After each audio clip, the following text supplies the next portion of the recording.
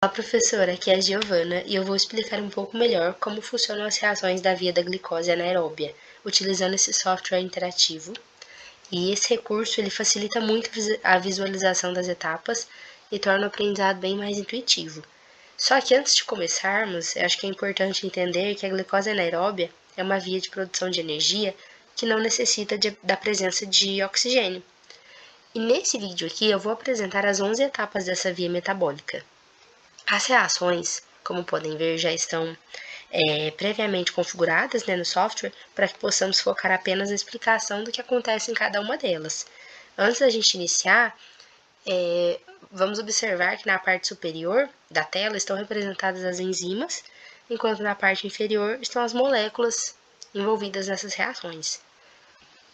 A primeira reação, como já está aqui na tela, a gente vai usar a hexoquinase.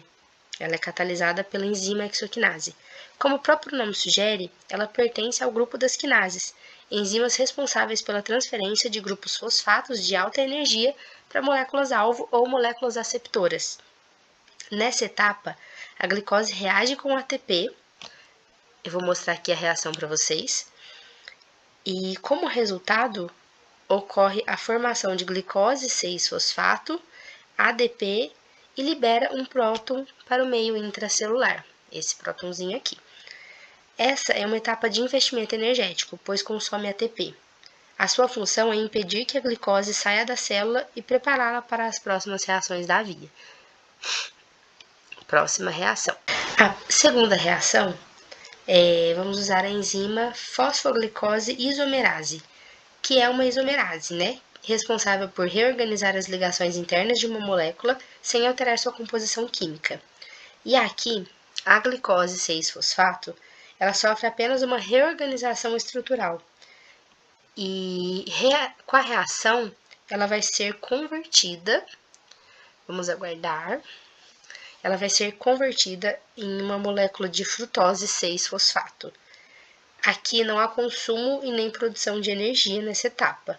Sua importância está em preparar a molécula para uma futura divisão mais simétrica. Na terceira etapa, na terceira reação, a gente tem a catalisação pela fosfofrutoquinase 1.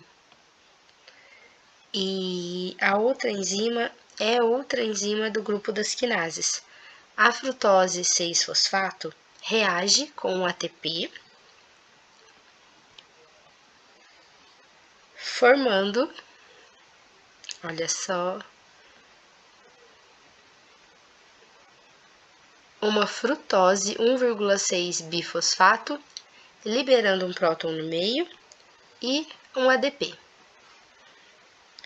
E essa é considerada uma reação principal e regulatória da glicólise, controlando a velocidade da via metabólica. Na quarta reação, a gente tem a enzima aldolase. As aldolases são responsáveis pela quebra de açúcares com 6 carbonos em moléculas menores. A frutose 1,6-bifosfato, que é essa daqui, ela vai ser dividida em 2 moléculas de 3 carbonos, que são as dihidroxiacetona fosfato e gliceraldeído 3-fosfato. Na quinta reação, atua a enzima triose-fosfato isomerase. E como, novamente, ela é uma isomerase, ela converte a dihidroxiacetona fosfato em outra molécula. Ela, nessa etapa, ela reage sozinha, transformando em outra molécula gliceraldeído 3-fosfato. E no final dessa reação, a gente vai ter 2 moléculas idênticas e elas seguirão pelas mesmas etapas subsequentes. E na sexta reação, a gente vai encontrar a enzima gliceraldeído 3-fosfato desidrogenase. E as desidrogenases catalisam reações de oxidação e redução, removendo hidrogênios de uma molécula e transferindo-as para outra. Nessa reação, o gliceraldeído 3-fosfato reage com o NAD+, e esse fosfato aqui.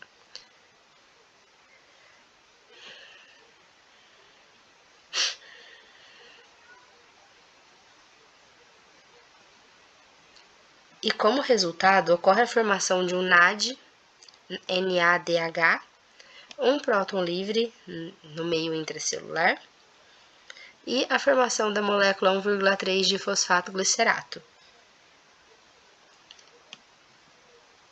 Na sétima reação, a enzima é a fosfoglicerato quinase, e o 1,3 de fosfato glicerato transfere um grupo fosfato para uma molécula de ADP.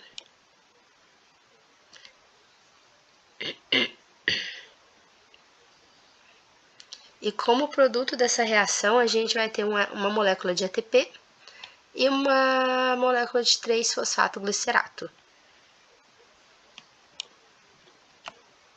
Na oitava reação, a gente consegue analisar a fosfoglicerato mutase, e as mutases promovem a transferência de grupos químicos de uma posição para outra dentro da mesma molécula.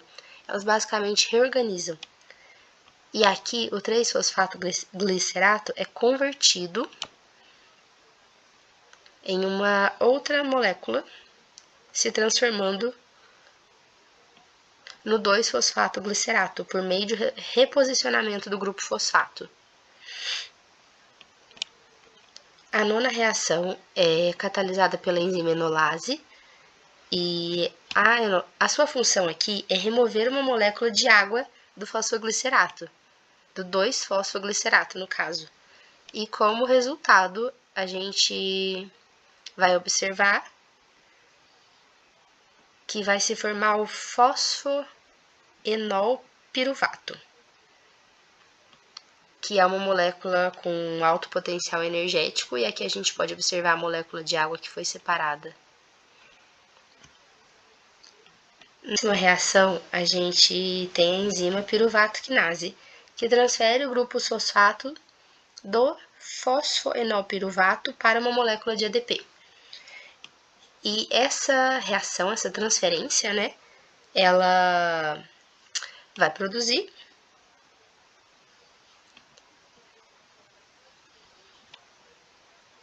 uma molécula de ATP e o piruvato. E essa etapa, ela trata-se de mais uma etapa de produção direta de energia na forma de ATP. E chegamos na última etapa, na 11ª, e aqui a gente vai analisar a enzima lactato desidrogenase. O piruvato reage com NADH e um próton, sendo convertido em